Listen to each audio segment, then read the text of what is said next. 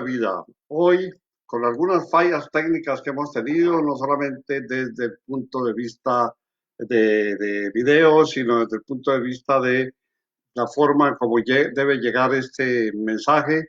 Eh, Les pedimos disculpas a ustedes, pero siempre hay cosas que se quieren atravesar. Hoy vamos a hablar cómo el hombre debe cumplir la ley y los mandatos divinos. Y también recordarles que aunque estamos en día lunes, día de trabajo, el trabajo debemos hacerlo desde la casa. Quedémonos en casa, es la mejor recomendación. Dice el Salmo 119, 153 al 160. Mira mi aflicción y líbrame, porque de tu ley no me he olvidado. Defiende mi causa y redímeme, vivifícame con tu palabra. Lejos está de los impíos la salvación, porque no buscan tus estatutos. Muchas son tus misericordias, oh Jehová, vivifícame conforme a tus juicios. Muchos son mis perseguidores y mis enemigos, mas de tus testimonios no me he apartado. Veía a los prevaricadores y me disgustaba porque no guardaban tus palabras. Mira, oh Jehová, que amo tus mandamientos. Vivifícame conforme a tu misericordia.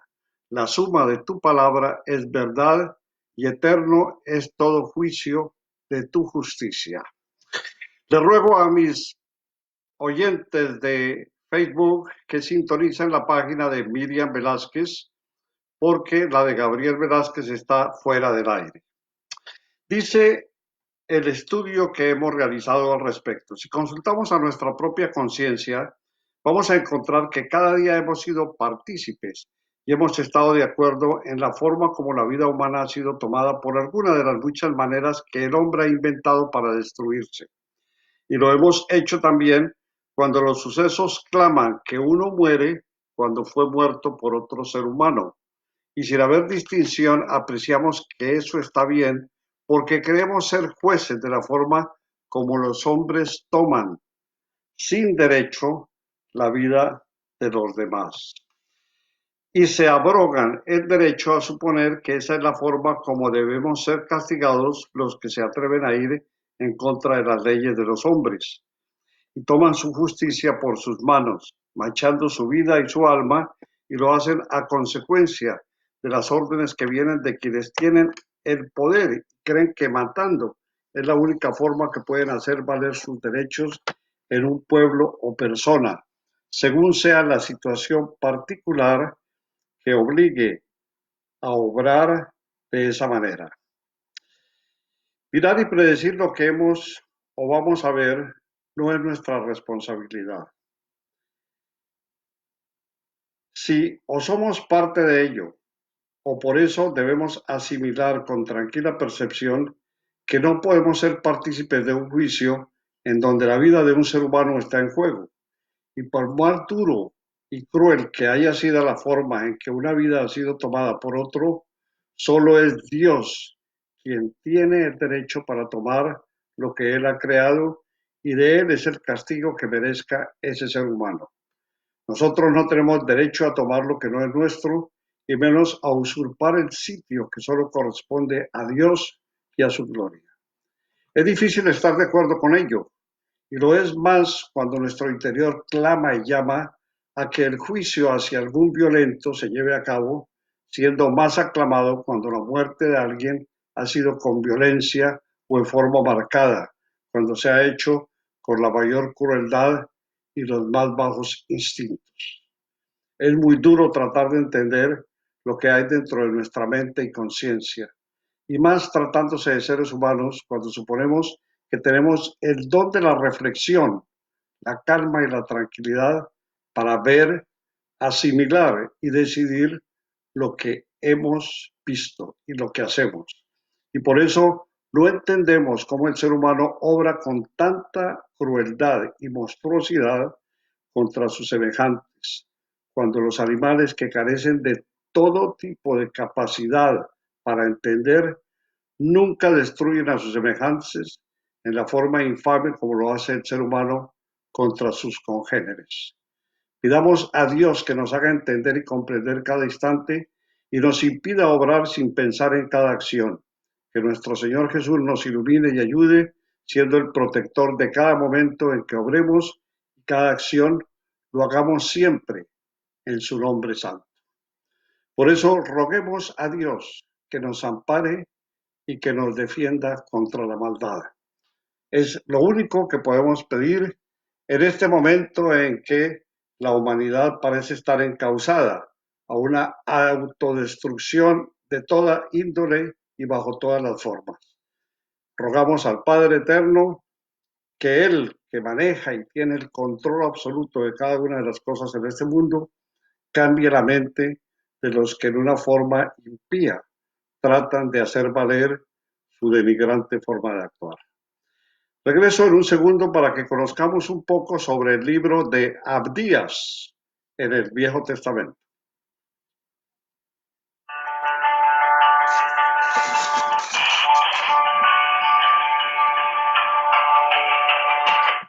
Saludamos a todos nuestros amigos que nos ven en Facebook Live, a usted y a nuestra audiencia en Radio Amor 91.9 FM. Les invitamos a que llamen y participen en nuestro programa. Oramos por ustedes y sus familias. Llámenos al teléfono 225-261-2837. Transmite Radio Amor. Regresa Gabriel Velázquez con la parte final de su programa Camino de Vida, que presenta de lunes a viernes a las 7 de la mañana y de 5:30 a 6 de la tarde. No te lo pierdas. Muy bien, esta no es la parte final, esta es la segunda parte del programa en donde hablaremos del profeta Abdías. Este libro no solo es el más corto de los libros escritos por quienes estuvieron iluminados por el Señor, sino que también es el más corto de todo el Nuevo Testamento, de todo el Antiguo Testamento. Tan solo 21 versículos sin división en capítulos y hace que lo podamos leer muy fácilmente. Por eso en este estudio vamos a tratar de todo este libro, llevando a cabo un estudio en cada uno de los versos que vamos a encontrar. Fue escrito por un profeta desconocido llamado Abdías, nombre que significa siervo de Jehová. Y poco más podemos decir de él, puesto que aunque su nombre es frecuente en el Antiguo Testamento, se menciona aproximadamente unas 12 veces, sin embargo, no podemos identificarlo con ninguno de ellos. Este es uno de los casos donde el mensaje no va dirigido a los israelitas, ni del norte ni del sur, sino a un pueblo llamado Edom, los descendientes de Esaú, el hermano de Jacob, padre de la nación de Israel. En consecuencia, y esto es importante tenerlo en cuenta, Israel y Edom son pueblos hermanos. Según Génesis 36, Esaú terminó habitando en el monte de Seir, al sur de Canaán, una región que se extiende entre el Mar Muerto y el Golfo de Agaba, en la península del Sinaí. Una tierra montañosa, rocosa y semidestruida y desierta. De ahí las referencias a las hendiduras de las peñas o desfiladeros, en donde a la altura se construían las ciudades principales. El primer verso de este libro dice: la soberbia de tu corazón te ha engañado. Tú que moras en las hendiduras de las peñas, en tu altísima morada, que dices en tu corazón: ¿quién me derribará a tierra? Hay un dato histórico interesante sobre Edom y los edomitas. Durante mucho tiempo los enemigos de la Biblia, los que gustan de decir que está llena de mitos y fallos, utilizaron las referencias a Edom como un ejemplo de sus argumentos. Edom es un pueblo imaginario, una invención más del nacionalismo israelita, una leyenda más de las muchas que contiene la Biblia. Y así encontramos términos despectivos. Sin embargo, en el siglo XIX sucedió algo muy interesante. El redescubrimiento para Occidente de la ciudad de Petra, capital del reino nabateo, pueblo que desplazó a los edomitas, permitió un hecho que estableció arqueológicamente la existencia de un pueblo anterior llamado Edom. En consecuencia, se reformula la objeción. El pueblo de Edom existió, pero como los descubrimientos arqueológicos más antiguos son del siglo VIII antes de Jesucristo y el rey David pertenece al siglo X antes de Cristo, o sea, 2 siglos antes, 200 años, hemos de concluir que estos relatos son simples mitos. Nunca sucedieron. Sin embargo, dos nuevos descubrimientos han venido a dar luz sobre el tema. En primer lugar, el papiro Anastasi VI, fechado en el siglo XIII a.C., donde un funcionario de fronteras egipcio menciona el paso de una tribu procedente de Edom. Más recientemente, dentro de este siglo XXI, se encontraron los restos de una fortaleza edomita en Kiber en Nazbaz, una magnífica construcción datada entre el siglo X y el siglo XI antes de Jesucristo, en los tiempos de David e incluso antes de él. Puesto que el libro nos proporciona una fecha, no dice quién era el rey en esos momentos. Debemos buscar algún detalle en el texto que nos ayude. Y esta clave está en los versos 10 al 14. Aquí se nos dice que el día en que Jerusalén fue conquistada y saqueada, los edomitas fueron de un mismo corazón con los enemigos del pueblo de Dios. En consecuencia, debemos fijarnos en las ocasiones en que Jerusalén fue conquistada. Este ejercicio nos lleva a posibles fechas, a una más antigua, en el siglo IX a.C., y a una mucho más moderna, en el siglo VI antes de Jesucristo. Los partidarios de una fecha antigua apuntan que en el año 845 antes del Señor, cuando los filisteos y los árabes derrotaron a Joram, rey de Judá, saquearon Jerusalén, según Crónicas en el segundo libro. Y comparado con Abdías I, significa que Abdías vivió durante un periodo del reino dividido y sería tal vez el primero de los profetas escritores. Los partidarios de una fecha más moderna apuntan hacia el año 586, poco después de que Babilonia conquistara, saqueara y destruyera a Jerusalén, además de deportar a los habitantes, según nos dice Segunda de Reyes, comparada con Abdías. Esto colocaría a Abdías en el tiempo de la caída de Judá y por lo tanto uno de los últimos profetas que escribieron sobre el Antiguo Testamento. Después de comparar los diferentes argumentos, hemos preferido que tal vez la fecha más antigua es más veraz que la fecha más moderna, la cual convierte a Abdías en el primero de los profetas. Abdías presenta una situación de saqueo en la ciudad de Jerusalén, pero no habla de una destrucción total como la causada por los ejércitos de Nabucodonosor. Y en la fecha más reciente nos habla entonces de que lo ocurrido con Jerusalén y los ejércitos de Nabucodonosor sobrepasan ampliamente los acontecimientos mencionados por Abdías.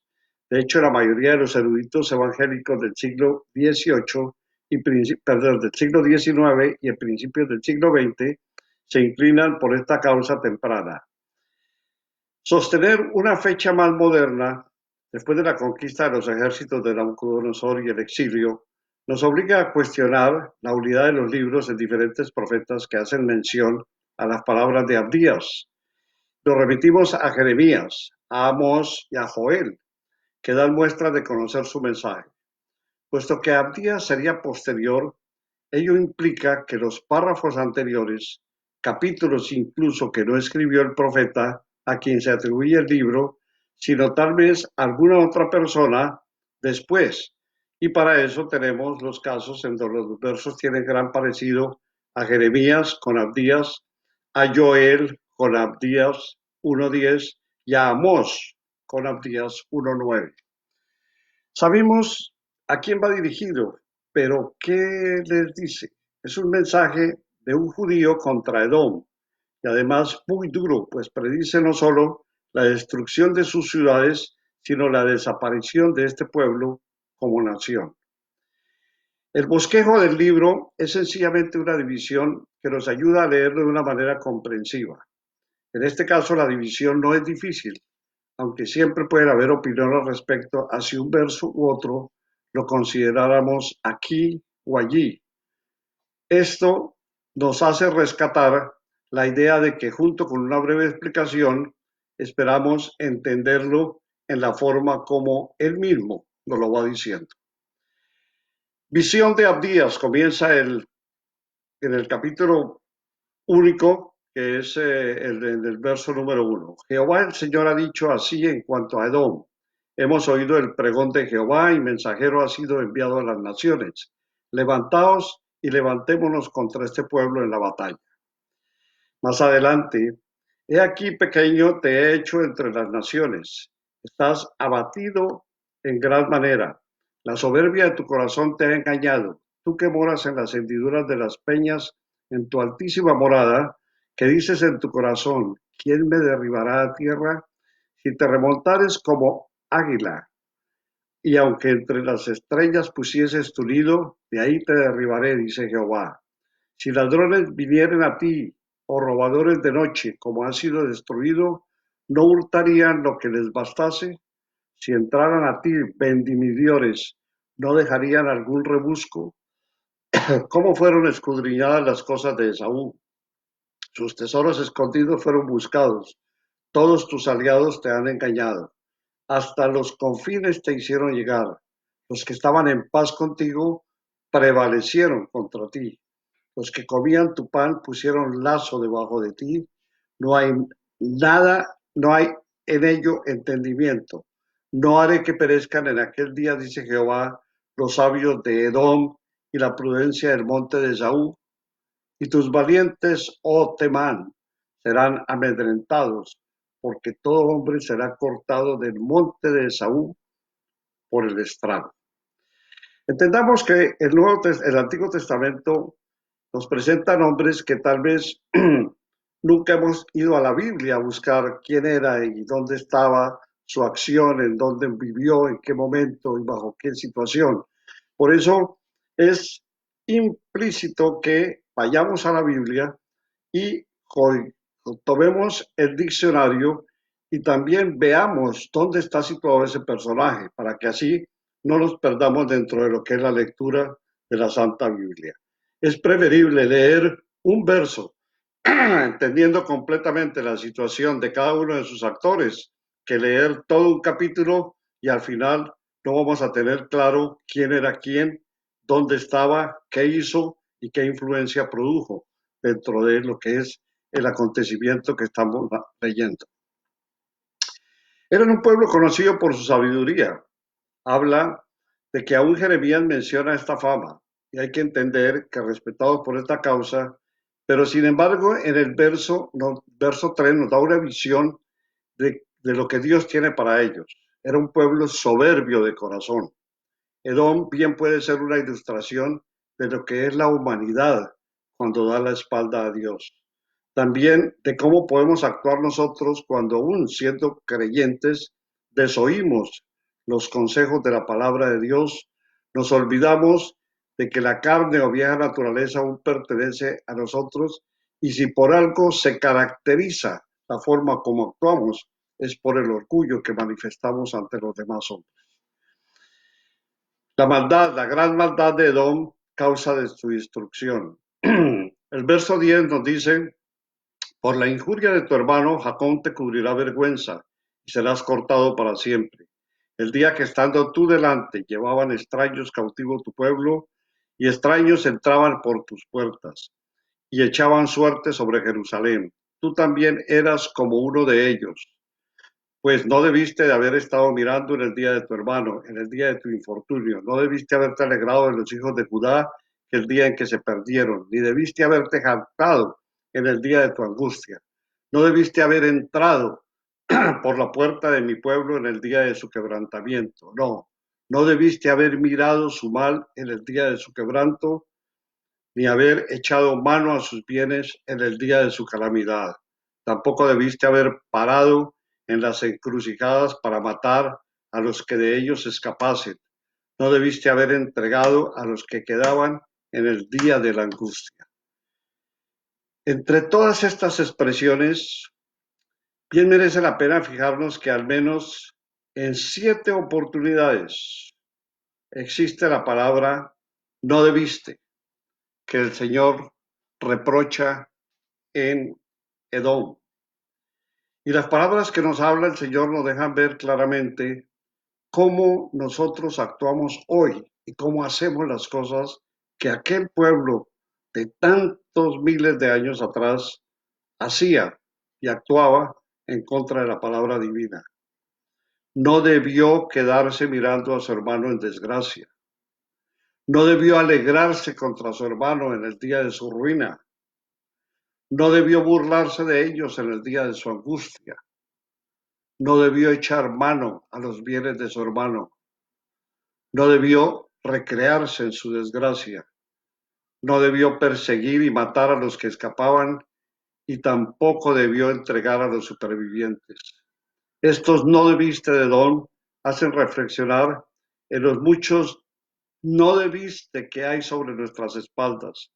Incluso siendo ya creyentes tenemos más de un comportamiento del cual nos avergonzamos. Sin embargo, démosle gracias a Dios una vez más que hemos expresado arrepentimiento ante Dios, hemos encontrado perdón y hemos hallado una restauración por medio del Señor Jesucristo. Por último, porque cercano está el día de Jehová sobre todas las naciones. Como tú hiciste, te hará contigo. Tu recompensa volverá sobre tu cabeza, de la manera que vosotros bebisteis en mi santo monte, beberán continuamente todas las naciones. Beberán y engullirán, y serán como si no hubieran sido. Mas en el monte de Sión habrá un remanente que se salve y será santo, y la casa de Jacob recuperará sus posesiones. La casa de Esaú estopa y los quemarán y los consumirán. Ni aun resto quedará en la casa de Esaú, porque Jehová lo ha dicho. Y los de Negev poseerán el monte de Esaú, y los de Cefela a los filisteos. Poseerán también los campos de Efraín y los campos de Samaria, y Benjamín a Galaad. Y los cautivos de este ejército de los hijos de Israel poseerán lo de los cananeos hasta Sarepta, y los cautivos de Jerusalén que están en Separat poseerán las ciudades de Neguev. Es la expresión del día de Jehová. Es un término que se repite en los profetas y es gran importancia para nosotros en la actualidad. Por eso la explicación, el día de Jehová es el tiempo cuando para su gloria y de acuerdo a sus propósitos, Dios interviene en los asuntos de la humanidad para juzgar el pecado o para la liberación de los suyos. Este tiempo puede que sea inmediato, más o menos próximo en la historia, como el juicio que aquí se anuncia sobre Edom y otros enemigos del pueblo de Dios, pero también puede ser futuro, refiriéndose a los últimos tiempos. En este sentido, refiriéndonos a los últimos acontecimientos, el día de Jehová es un tiempo final en la historia de los hombres, donde de manera definitiva Dios va a juzgar el pecado, va a juzgar a los enemigos de Israel y va a cumplir las promesas para su pueblo. En este sentido, el día de Jehová abarcará el tiempo de la gran tribulación, la segunda venida de Cristo en gloria y en milenio. Hoy, en el verso 20, debemos referirnos a la tierra de Seferad, un lugar lejano desde donde muchos regresarán como cautivos que difícilmente los deja indiferentes, puesto que cualquier diccionario lo identifica tal vez con algún lugar en la vieja Europa, tal vez en lo que hoy en día es España. A pesar de los muchos comentarios, se señala que la región de Asiria, en el Asia Menor, todo o da poca a especulación a un lugar desconocido y no hay argumentos de peso que ignoren una identificación de esta tierra. Recordemos que hablamos de un territorio que desde muy antiguo, desde tiempos de Salomón, está presente en la literatura hebrea con el nombre de Tarsis, que durante el periodo del Antiguo y Nuevo Testamento también siguió presente entre los judíos y que Jonatán Ben Usías, discípulo del conocido rabino Hillel, ya identificaba a Sefarad con la España del siglo I. Una identificación que parece tener unánime una tradición judía que posteriormente fue revelada. El tiempo se nos agota, veremos la segunda parte de este libro que es muy interesante mañana en su programa Camino de Vida y yo los invito para que nos preparemos a orarle al Señor, acercarnos a Él, no pidamos que sea el Señor el que se acerque a nosotros, acerquémonos nosotros a Él, porque somos nosotros los que necesitamos de su augusta presencia. El Señor no nos necesita, Él nos creó por obra y gracia de su amor. Él no requiere de nuestra presencia ni de nuestra existencia. Pero si nosotros queremos vivir y queremos vivir eternamente a su lado, tenemos que buscarlo y para buscarlo tenemos que ir a donde Él se encuentra. Ya regreso, mis amigos.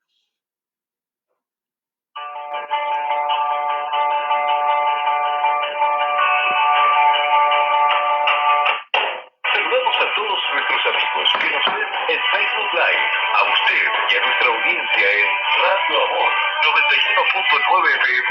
Les invitamos a que llamen y participen en nuestro programa. Oramos por ustedes y sus familias. Llámenos al teléfono 225-261-2837. Transmite Radio Amor. Regresa Gabriel Velázquez con la parte final de su programa Camino de Vida, que presenta de lunes a viernes a las 7 de la mañana y de 5:30 a 6 de la tarde. No te lo pierdas. Mis queridos hermanos y amigos, vamos a orarle al Señor. Padre Santo, Dios omnipotente y eterno, te damos gracias por cada instante de vida que nos das. Te damos gracias, Señor, porque sabiendo la situación en que nos encontramos, estamos seguros, Padre Santo, que tú tienes el control completo de cada movimiento en este mundo. Por eso, Señor, en ti confiamos y sabemos que si esta es una prueba que nos das para que volvamos los ojos a tu presencia, Señor, lo entendemos en esa forma, pero estamos seguros por fe y porque confiamos en tu Hijo Jesús, que tú, Señor, estás trabajando en nuestras vidas y nos estás dando el aliento para que no desmayemos, para que estemos confiados en tu benignidad, en tu amor, en tu misericordia y para que a través de tu Hijo Jesús podamos recibir todo el consuelo que requerimos y que tú quieres dar. Oramos, Señor, en el nombre de Cristo Jesús. Mis amigos, gracias por estar con nosotros. Les agradecemos su sintonía y su atención. Nuestra oración para todos y para ti una bendición muy especial. Que Jesús viva en tu vida y sea el Señor que guíe cada paso buscando su camino. Que Él te permita ver y conocer su majestad soberana. Entrega tu vida a Jesús y encontrarás la verdad revelada. En Él hallarás sabiduría y perfecta armonía contigo mismo, con tu familia, con tus seres queridos, con todos sus semejantes. Acércate al Señor Jesús. Él es tu Salvador eterno. Si tienes preguntas, comentarios, caminodevidacongb@gmail.com o el teléfono 225-275-3646. Que haya paz, alegría, tranquilidad, dicha, felicidad, paciencia, confianza, fe y amor en el Señor Jesús. Buenas tardes y buenos días para quienes nos escuchen mañana. Dios los bendiga. Gracias.